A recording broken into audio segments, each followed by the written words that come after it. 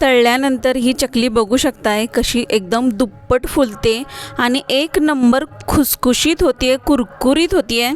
मस्त अशी आपली ही पोह्यांची चकली डबल फुलते आणि चवीला तर अप्रतिम लागते। तुम्ही एकदा नक्की ट्राय करून पहा, त्याशिवाय तुम्हाला समजणार नाही। इतकी झटपट आणि एकदम कुरकुरीत आपली ही चकली तयार होते आणि वर्षभर कशीही राहते।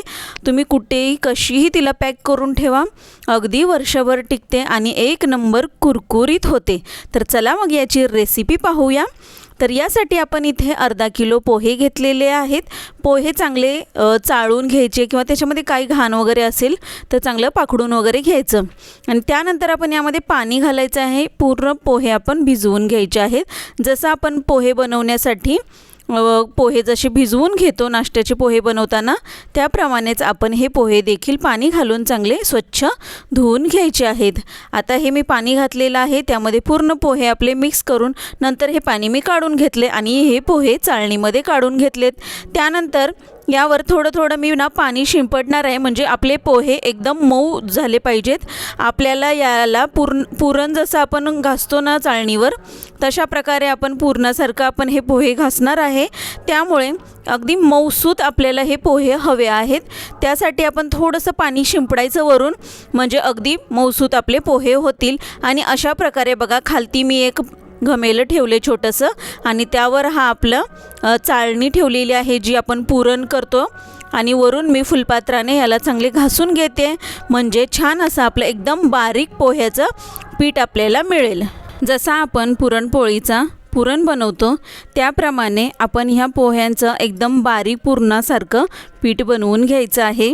आणि छान असं आपलं पीठ तयार झाल्यानंतर आपण यामध्ये चवीनुसार मीठ घालून घ्यायचे आणि अगदी थोडासा, म्हणजे अर्ध्या चमच्याला सुद्धा थोडा कमी आपण इथं पापडखार वापरणार आहे। हा पापडखार आपण प्रत्येक वाळवणी जे आपण वाळवणाचे पदार्थ बनवतो त्यामध्ये वापरतो, कारण त्यामुळे आपला हा पदार्थ अगदी फुलतो छान आणि खुसखुशीत सुद्धा होतो। म्हणजे प्रत्येक याच्यामध्ये अगदी थोडासा चिमूटभर का होईना पापडखार आपण आपल्या वाळवणांमध्ये वापरायचा। आता आपण याला छान मळून घेतल्यानंतर बघा चकलीच्या साच्यामध्ये आपण भरून घ्यायचं आहे आणि छान अशा आपण चकल्या पाडून घेणार आहोत। या चकल्या आपण उन्हामध्येच वाळवल्या पाहिजे असं काही नाही आहे। आपण घरामध्ये पंख्याखाली सुद्धा या चकल्या पाडून वाळवल्या तरीसुद्धा अगदी छान वाळतात आणि खूप छान आपल्या या चकल्या तयार होतात।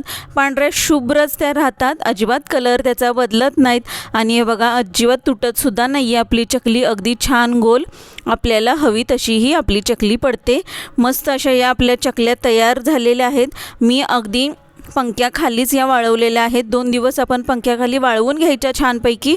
तुम्हाला जर वाटत असेल, जर ऊन वगैरे येत असेल तुमच्या घरामध्ये, तर तुम्ही दुसऱ्या दिवशी सर्व म्हणजे घमेल्यामध्ये वगैरे किंवा परातीमध्ये काढून तुम्ही वाळवायला ठेवू शकता उन्हामध्ये। छान अशा 2 दिवस चांगल्या वाळवून घ्यायच्या आणि मगच आपण या चकल्या तळून घ्यायच्या आहेत। मी घरामध्येच पंख्याखाली बघा अशा प्रकारे सर्व चकल्या बनवून घेतलेल्या आहेत कागदावर आणि त्यानंतर बघा 2 दिवस मी चांगल्या वाळवल्या आणि बघा केवढी चकली होती आपली आणि फुगल्यानंतर बघा, तळल्यानंतर बघा दुप्पट आपली चकली फुलते आणि अगदी चवीला तर अप्रतिम लागते, एकदम कुरकुरीत झालेली आहे। एकदा नक्की ट्राय करून पहा आणि माझा व्हिडिओ तुम्हाला कसा वाटला मला एकदा नक्की कमेंट करून सांगा। आणि अशाच प्रकारे घरगुती पद्धतीच्या आणि झटपट अशा रेसिपी आपल्या चॅनलवर मी अपलोड करत असते।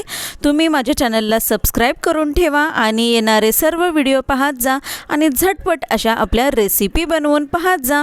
खूप छान आणि घरगुती पद्धतीच्या या रेसिपी असतात, तर एकदा नक्की ट्राय करून पाहत जा, खूप टेस्टी लागतात। मस्त अशा आपले बघा चकली आपण तळून घेतलेली आहे, अगदी कुरकुरीत झालेली आहे। तुम्हाला नक्कीच आवडेल ही चकलीसुद्धा, तुम्ही एकदा नक्की ट्राय करून पहा। अगदी घरच्या घरी, म्हणजे अगदी पंख्याखाली सुद्धा आपण हिला वाळवू शकतोय आणि बघू शकताय दोघांमध्ये फरक किती आहे। वाळलेली आपली चकली आणि तळलेली चकली यामध्ये किती फरक आहे। डबल तळलेली आपली चकली फुललेली आहे।